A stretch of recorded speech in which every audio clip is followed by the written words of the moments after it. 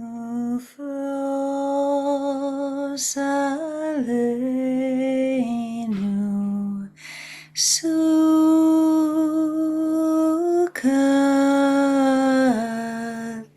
sukkot,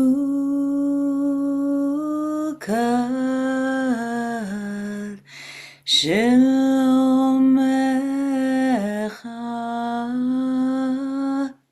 ufos aleinu sukkot,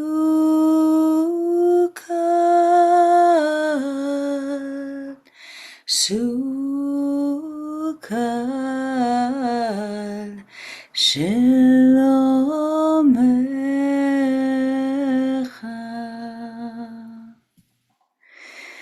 Hello, everyone. It's such a delight to be with you. I began with that piece from our Mariv evening Shabbat liturgy.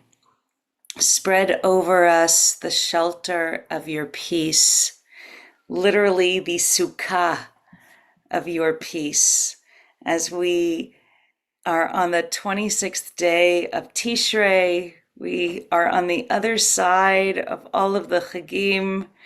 Some of us have left the sukkah entirely. Some of us still may have it standing up in our backyards. And some of us may really still be desiring a place of peace, a place where we can go, where it feels like we are held and protected.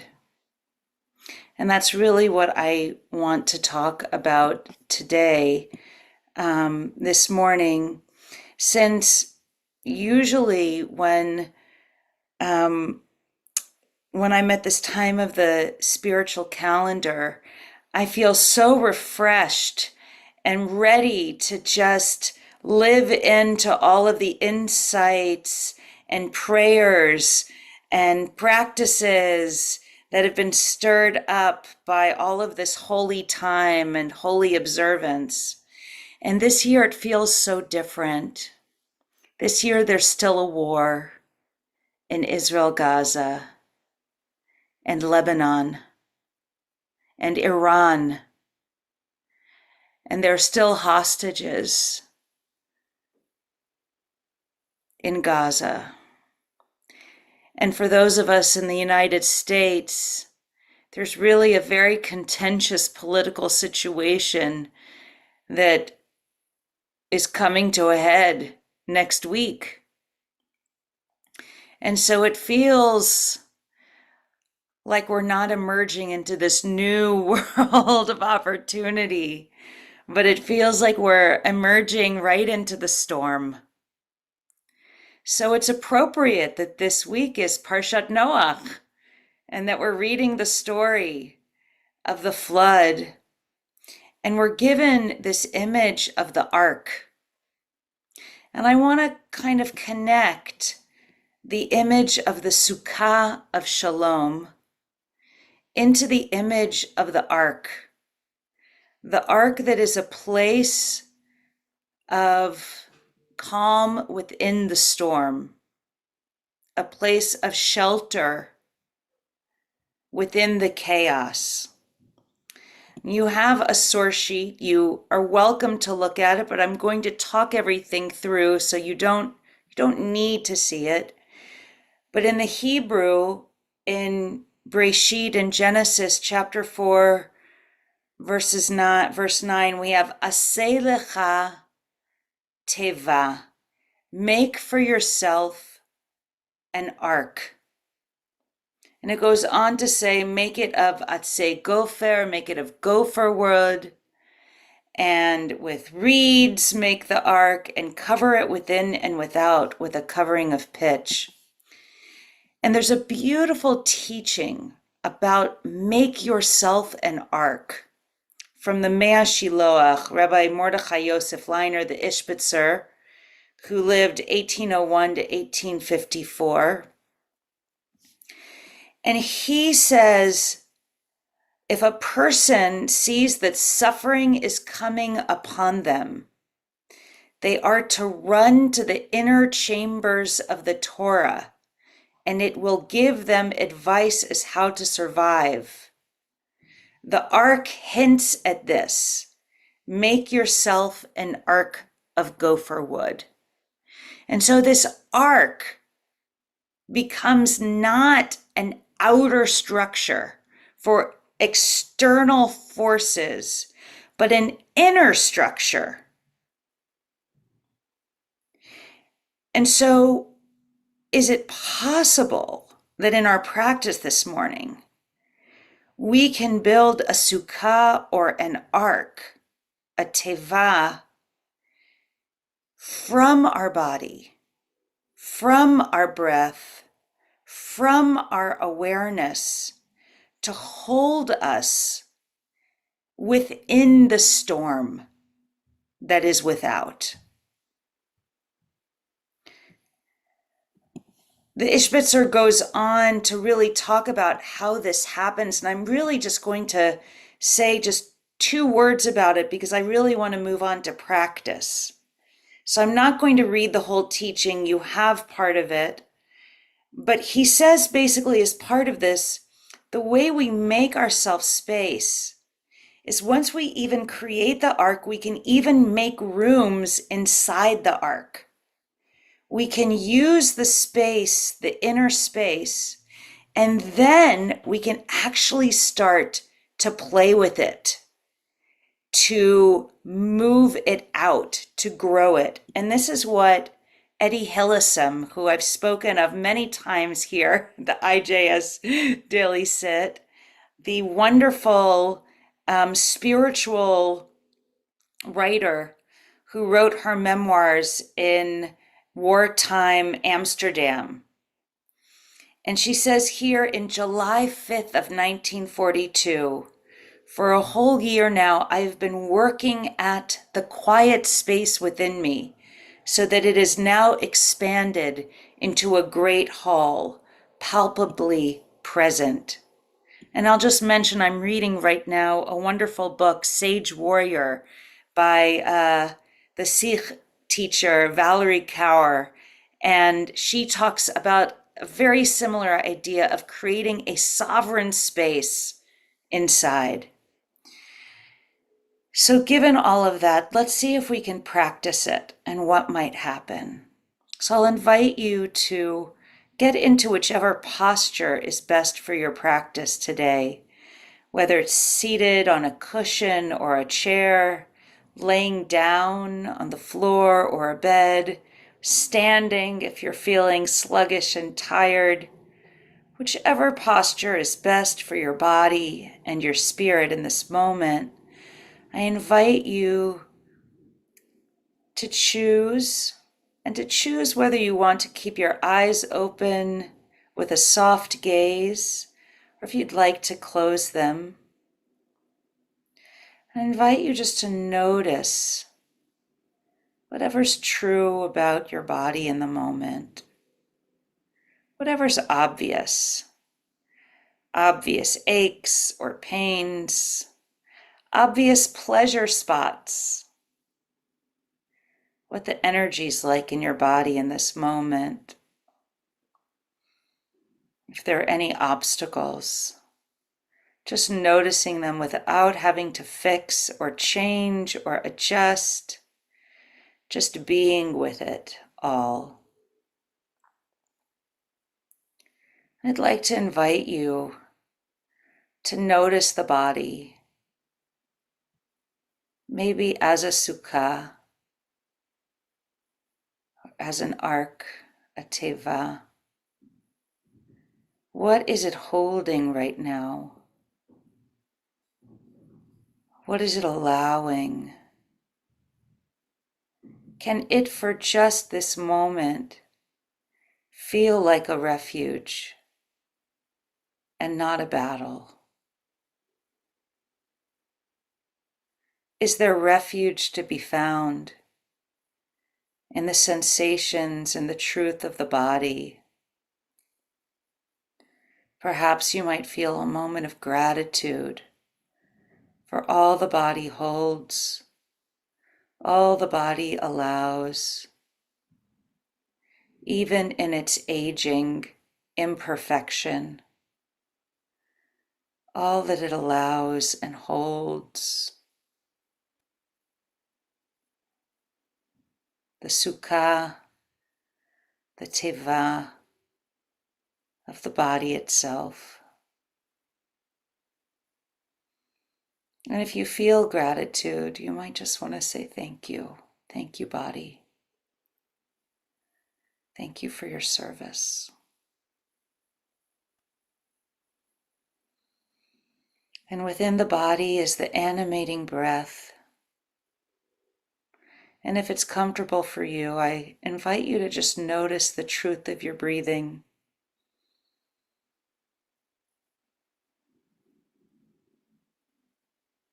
The truth of the inhale and the exhale. Back to the inhale. Without needing to change or adjust. Just noticing the truth of it. We are changing every moment. We are a dynamic process, not stasis.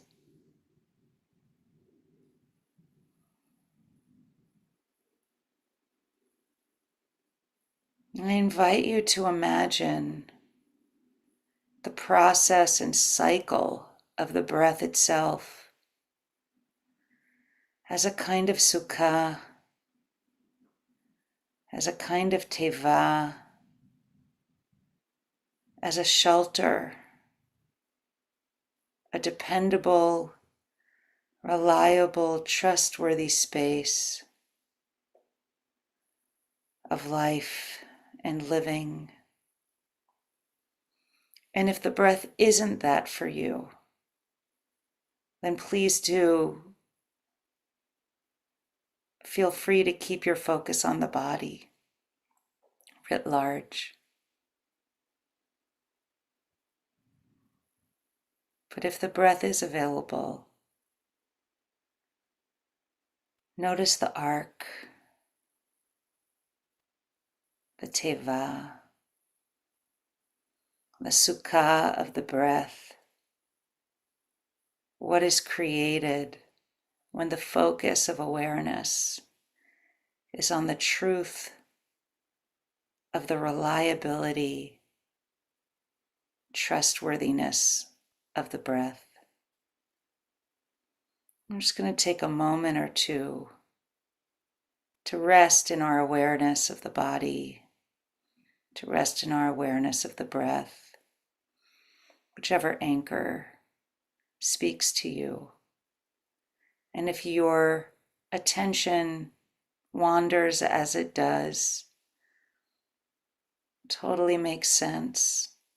We'll just have the intention to notice the wandering and to bring our awareness back to its anchor in body or breath. We'll practice for a few moments, and then I'm going to have a little bit more instruction.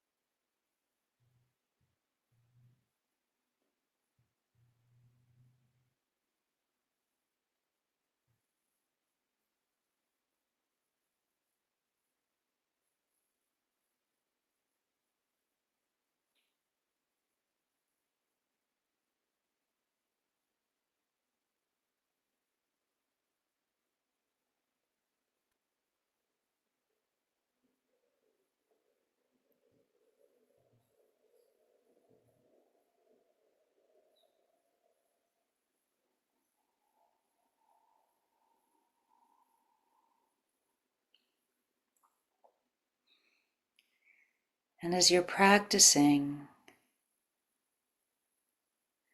notice what the body feels like right now. Notice what the breath feels like right now.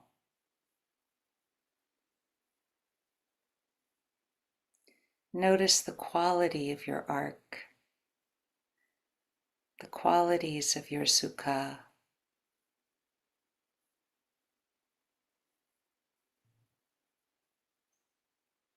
And if it's available, notice how you are noticing.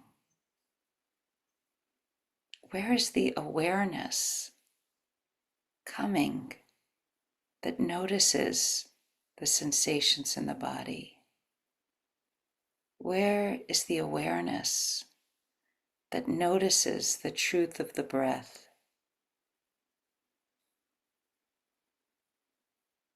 Perhaps awareness itself is the arc, the teva, the sukha, the soft, non-judgmental, expansive awareness that can hold even the storm.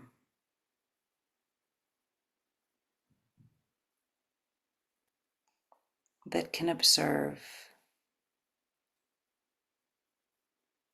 and hold. Perhaps awareness itself is the space we can grow.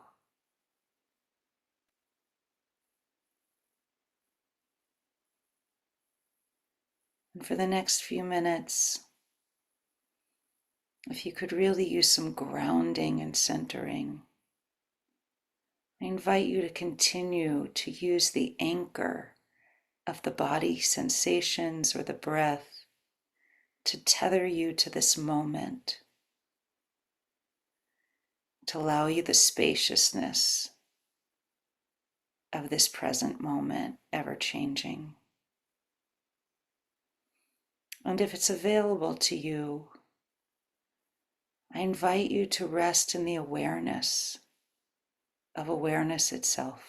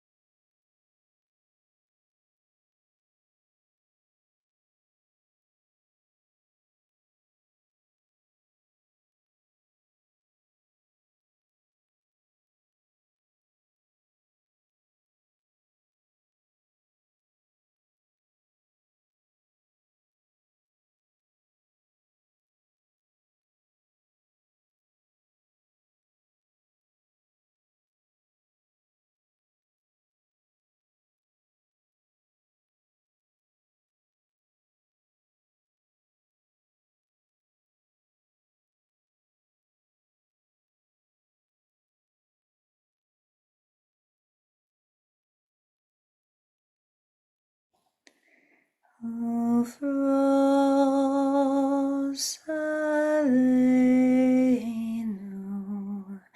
Sukkot,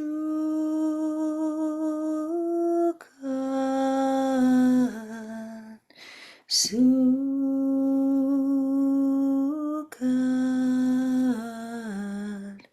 Shalom Echa. I'm going to read a poem, prayer by Jan Richardson, Blessing in the Chaos. To all that is chaotic in you, let there come silence. Let there be a calming of the clamoring, a stilling of the voices that have laid their claim on you, that have made their home in you, that go with you even to the holy places, but will not let you rest, will not let you hear your life with wholeness or feel the grace that fashioned you.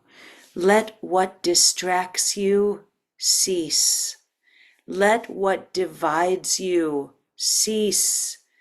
Let there come an end to what diminishes and demeans, and let depart all that keeps you in its cage.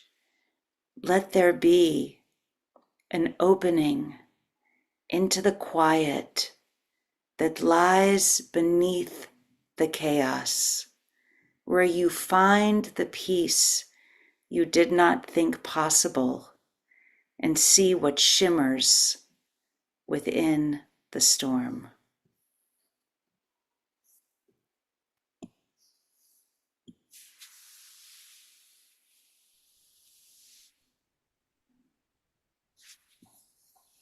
Thank you so much, Dorothy. Thank you so much. Just what we need in the midst of these stormy times.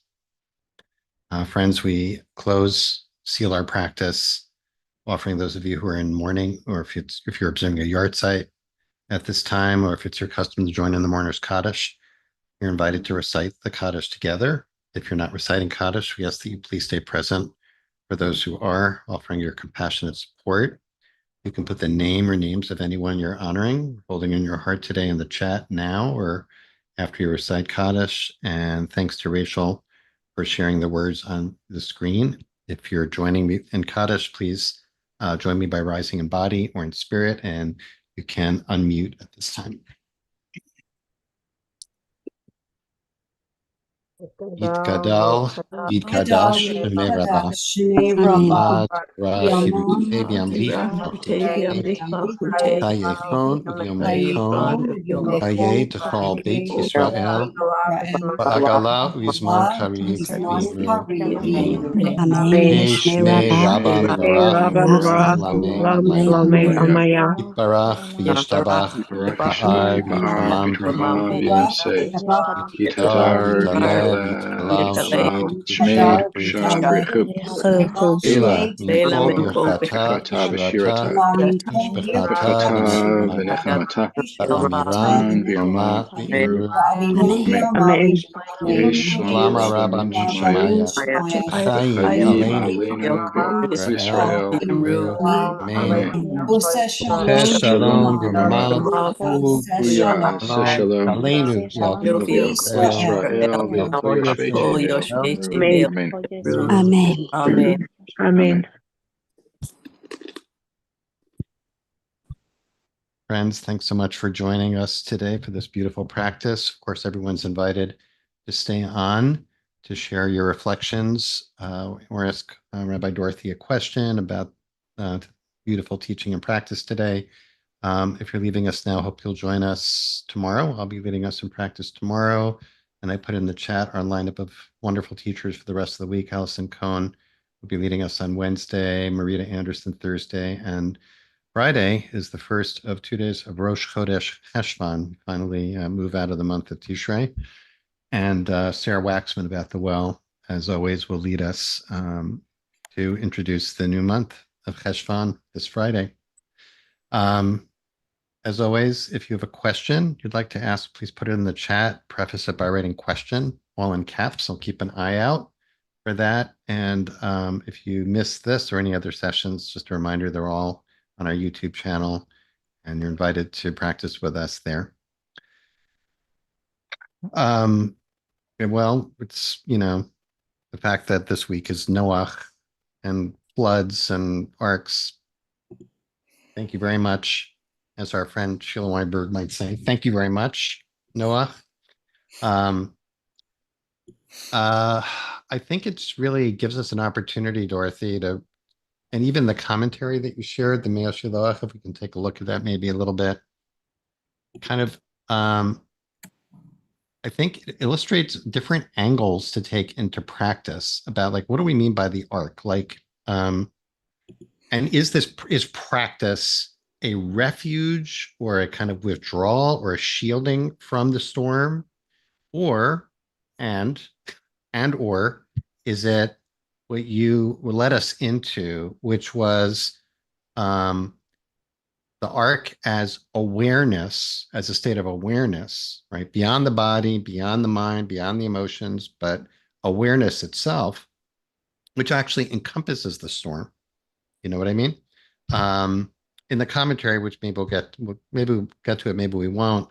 Mea Shiloach speaks a little bit about like sort of containing things, like containing. Yes, you make an arc for your anger, and or make a room in the arc for your anger, and honor.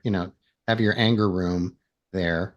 But this arc is one that kind of that you led us to is like you said, contains everything. So I just want to invite you to say a little bit about practice, which people can sometimes either see as or accuse people of engaging in spiritual practice as, withdrawing from or avoiding the storm, um, versus being engaged in the storm in some way.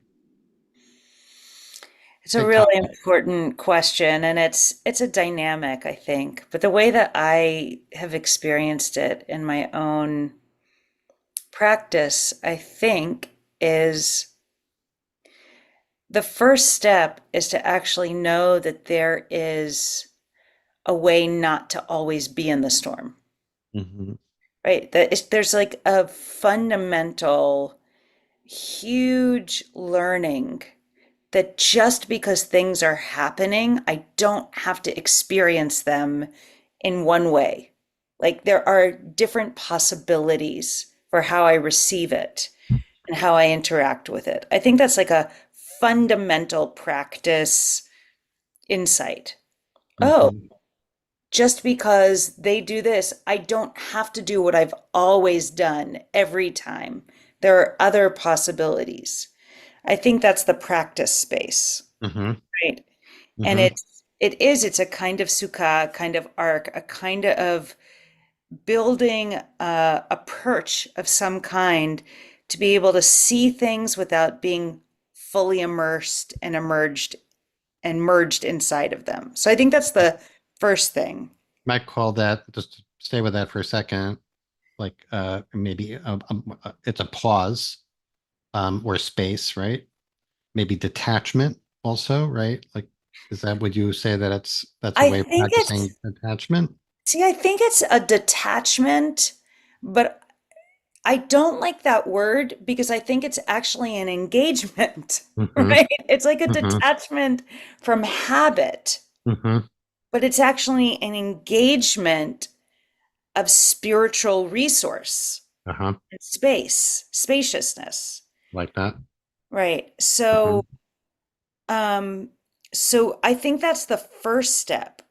And I think that for many of us, it's a crucial thing to know that there's a possibility not constantly to feel like we have to be swept up in these roiling waves around us and to find that peace or calm is available even for moments Mm-hmm. is an enormous spiritual discovery, Okay. right? Okay. And in that stage, you are finding shelter from the storm Mm-hmm. within.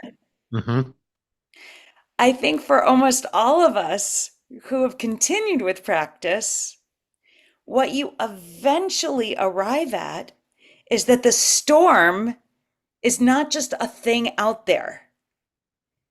And so that eventually you bring a place in where you are able to work with and engage the inner storm. Mm-hmm. And the inner storm and the outer storm affect one another, but they still are different, right? It's still really different. She said this to me, and I'm going through my whole day thinking about that email, right? Like, that's a different thing than like, why am I hooked in to this thing? You know, like the inner storm that you begin to notice when you quiet down. Mm-hmm.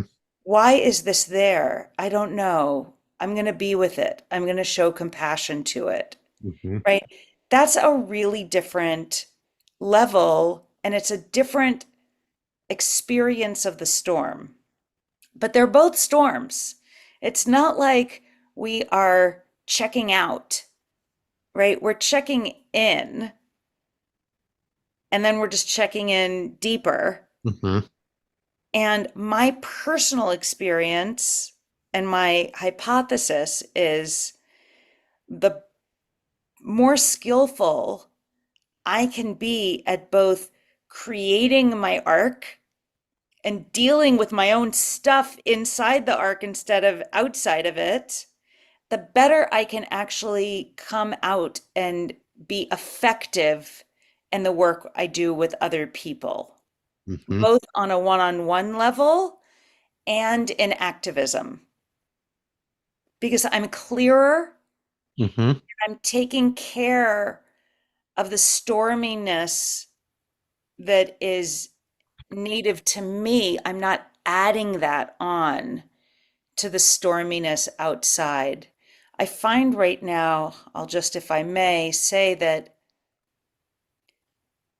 these are very confusing times for many of us. Things that we took as givens are no longer givens, and it's hard to even know what to say in many situations. And one of my just ways of grounding myself is this adding hate to the world? Is this adding love to the world? Mm-hmm. Is this adding divisiveness? Is this adding compassion? And I think that there are different ways and roles for different people to respond to all of the chaos around us. But for me, that's a really centering distinction. And having my arc allows me to bring more compassion and love and less reactivity, fear, hatred Mm-hmm. um, into the world. Thanks for that. I think I really appreciate that elaboration. And it's extremely helpful for me, and I'm sure for others as well. I appreciated also that you brought us you enabled us to kind of stay in the sukkah and extend our stay in the sukkah. And it raises that question about, well, what's the connection? What's the relationship between sukkah and ark, right?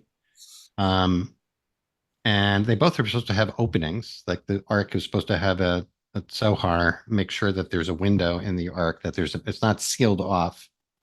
But Harris asked a question. The sukkah we build is meant to be temporary and permeable. I'm thinking about the permeable aspect, especially. That's my little gloss on Harris's question. Is it also a commentary on what we should expect from peace, from shalom? Mm. You sang from Hashkivenu Sukkot Shlomecha, the shalom, which for people who may or may not know, the root of shalom really means wholeness, completeness, not just peace, right? Which is not exactly the same as peace as we hear it in English, right? So, like being able to be aware and hold the storm, we might not think of that as being peaceful, but it is shalom, right? That where you're describing holding a whole, being aware that the storm is contained within awareness. I can still feel, I guess, I don't know, speaking for myself, I say I can still feel some agitation, but it's a different agitation than being swept up in the storm. I don't know.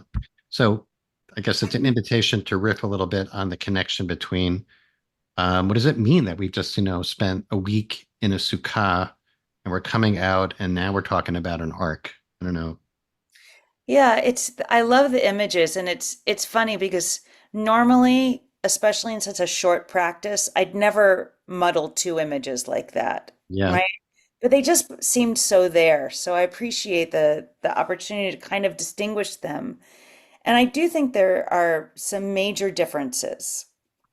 One is it's ufros aleinu Hmm. sukat shlomecha, right? We're saying Hmm. spread over us your shelter of peace, Hmm. whereas the ark is aseh lecha teva. You have to make your teva, Hmm. right? And I think there's something really different about that. Um, the sukkah that we're asking to be spread over us versus the one that we create. I think there's something really different. The other thing is, I think a sameness, which is really important, is that they're both meant to be temporary. And I think that's Hmm. really actually crucial Hmm. that it brings us, from our Buddhist brethren, right, in this practice, like impermanence. Hmm. And what do we, the book we read for Sukkot, Kohelet, Ecclesiastes, like impermanence is its message, Hmm. Hmm. Hevel Havalim, right? Hmm. Um, Vanity of Vanities often translated, but I found out that one translation of Hevel is not only breath, it's the out breath specifically, Hmm. right? And so I just think there's something really interesting about, and it goes back to your first question. Anytime we're making an arc and anytime we're asking for a sukkah, right? Hmm. It's never so I can just always feel okay, right? It's Right. always temporary. It's always a moment to be enlarged, to be engaged whenever there's need.